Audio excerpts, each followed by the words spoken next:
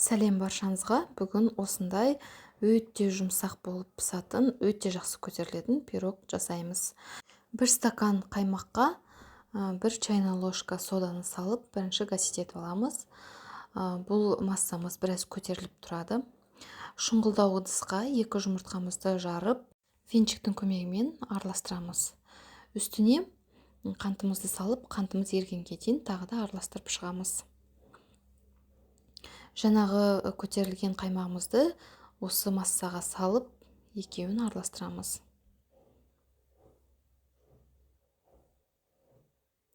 Бір шымшым тұз саламыз. Ұнымызды ақырындап бірнеше бөлікке салып араластырып, осындай масса шығады.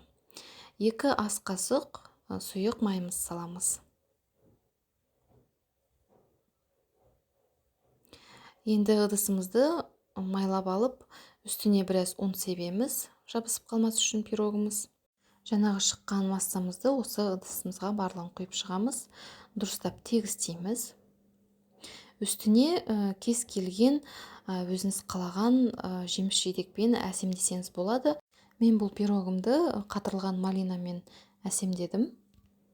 Барлығын бетіне осылай тізіп шықтым. Алдын ала духовкаңызды қыздырып аласыз. 180 немесе 150 градуста 35-40 минуттай пісірасыз. Пирогымыз осылай әдемі болып пісті, өте жақсы көтерілді. Бетін осылай сахарный пудрамен әсемдесеңіз де болады. Өте жұмсақ болып шығады. Міндетті түрде жасап көріңіздер. Каналыма тіркеліп, лайк басып, комментарий жазуды ұмытпаңыздар. Ас болсын.